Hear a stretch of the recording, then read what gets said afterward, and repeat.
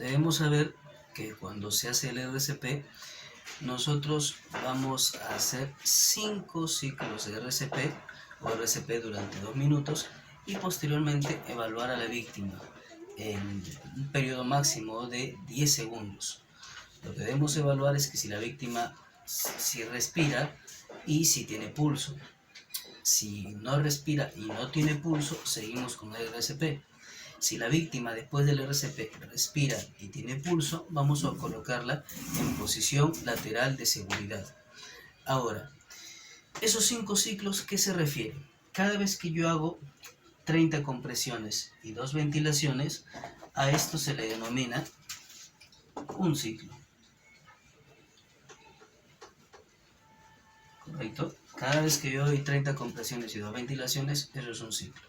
Entonces, después de 5 ciclos o después de 2 minutos de RCP, yo evalúo a la víctima para ver si el RCP fue efectivo, ayudó a la víctima o no. Ya dije, si la víctima sí puede respirar y sí tiene pulso, posición lateral de seguridad. Si no respira y no tiene pulso, continuamos con la RCP. Una pregunta muy frecuente aquí es, ¿en qué momento me detengo de hacer RCP?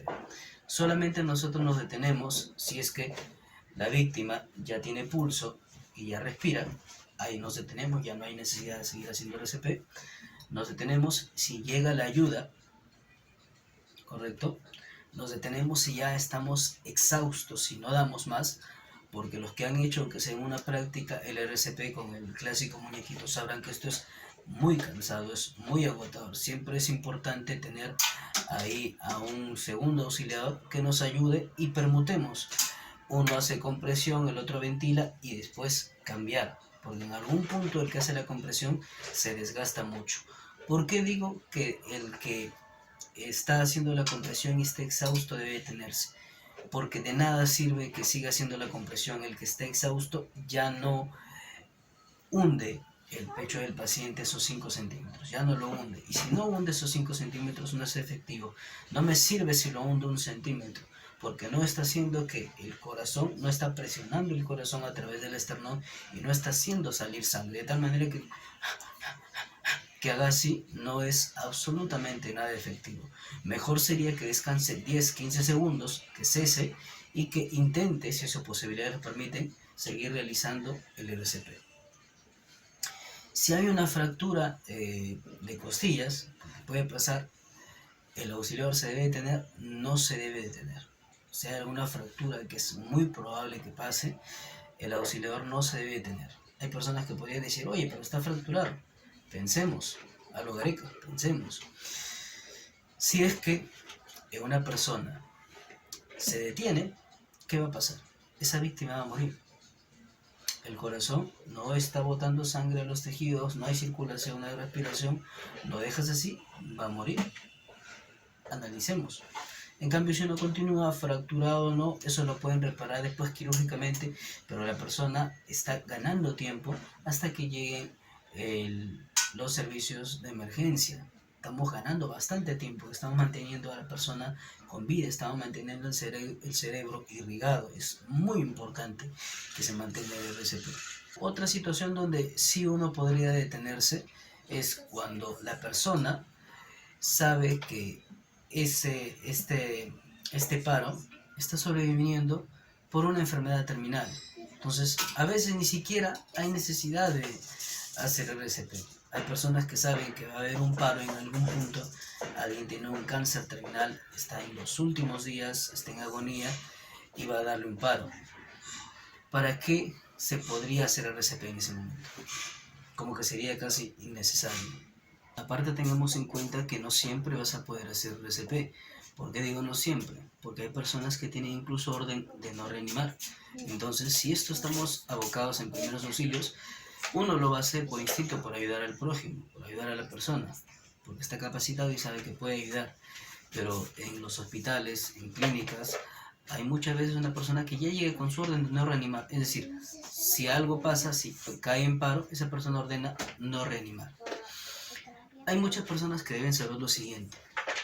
Yo, por ejemplo, de alumno, y estoy seguro que es una duda que el día de hoy te va a quedar absuelta, es que yo pensaba, si nosotros podemos hacer RCP, ¿Por qué vemos que en películas, en series o a veces en la vida real que han estado haciendo RCP y pese a que no han estado cansadas, deciden ya dejarlo ahí?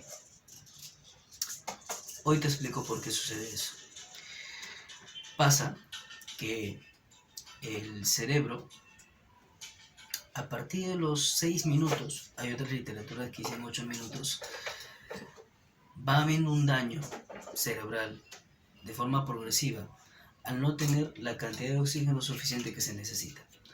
Entonces, si una persona está con RCP, si bien es cierto estamos intentando mantener, el flujo de oxígeno no va a ser el mismo que el que uno tiene cuando respira de forma autónoma.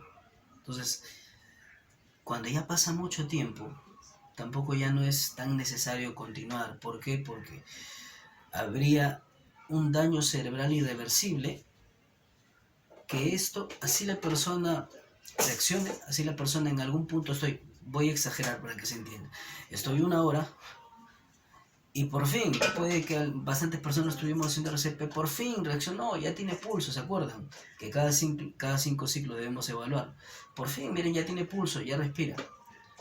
Y se dan con la noticia de que esa persona tiene un daño cerebral irreversible, que ya no va a poder hablar, que ya no va a poder caminar, o que de repente va a quedar en un estado, como se le conoce, vegetal, así, con la mirada perdida, porque el daño que se produce por la escasez de oxígeno en el cerebro es irreversible, ya no se va a recuperar.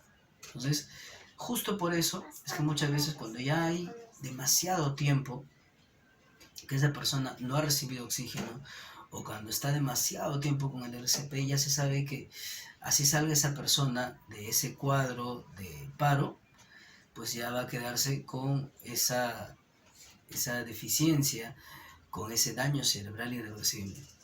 Dijimos nosotros que el RCP tiene las compresiones que ya lo acabo de explicar. La A significa la apertura de la vía aérea. Normalmente nosotros conocemos esta apertura de vía aérea que es frente-mentón, que es coger la frente, el mentón y elevarlo hacia atrás. Pero no siempre podemos hacer eso. ¿Por qué? Porque hay personas que han tenido un trauma y recordemos, cuando hay un trauma no puedes estar manipulando la columna vertebral, porque el cuello es parte de la columna vertebral, es la columna cervical. Entonces no puedes estar dejando así hacia atrás a una persona sabiendo que ha tenido un trauma de este tipo. Pero existen otras maniobras de apertura aérea, como por ejemplo simplemente despejar la vía aérea con la maniobra de gancho para retirar cualquier cuerpo extraño. También existe lo que es la tracción mandibular, que significa sostener de la mandíbula y solamente elevar ligeramente la mandíbula, de tal manera que no estás hiperextendiendo el cuello, no hay esa hiperextensión, el movimiento es muy fino y también ayuda a que la lengua caiga hacia atrás y de tal manera que la vía aérea quede totalmente despejada. Hablemos de la respiración artificial. En cuestión de la respiración artificial, nosotros sabemos que no solamente existe el boca a boca, sino que también se puede hacer el boca a nariz, el boca y nariz o el boca estoma. El boca a boca es lo que normalmente se hacía, pero ya sabemos que por el COVID, e incluso antes del COVID, por un montón de enfermedades infectocontagiosas, pues no es posible acercarme y querer darle el boca a boca a cualquier persona, pero saber que cuando se dé el boca a boca existe pues una forma de hacerlo, hay una forma correcta de hacerlo, que es la siguiente. Con nuestra boca vamos a cubrir totalmente la boca de la víctima.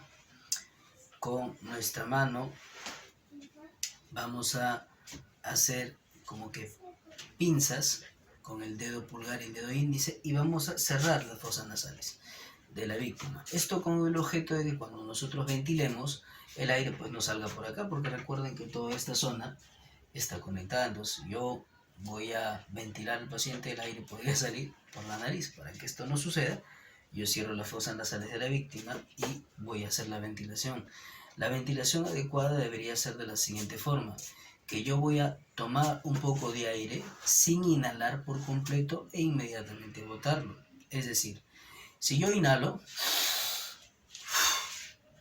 yo la inhalación ya tomé todo el oxígeno, y si yo exhalo, estoy dándole absolutamente 100% de CO2, porque recuerden que yo no soy árbol.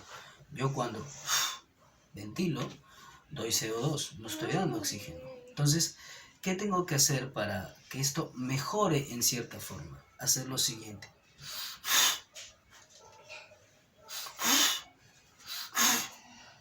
Tomar aire e inmediatamente botarlo. Tomar aire e inmediatamente botarlo. No, ahí inhalé, ya no es efectivo. Ya yo inhalé todo el aire. Es cuando yo hago esa ventilación, yo debo buscar que el tórax de la víctima se expanda y se retraiga. Van a ser 2 veces. 1, 2. Y sigo con las 30 compresiones. Recuerden cómo era el ciclo. 32. Y por minuto aproximadamente debería ser entre 100 y 120 compresiones. Las ventilaciones deberían ser entre 6 a 8 ventilaciones por minuto.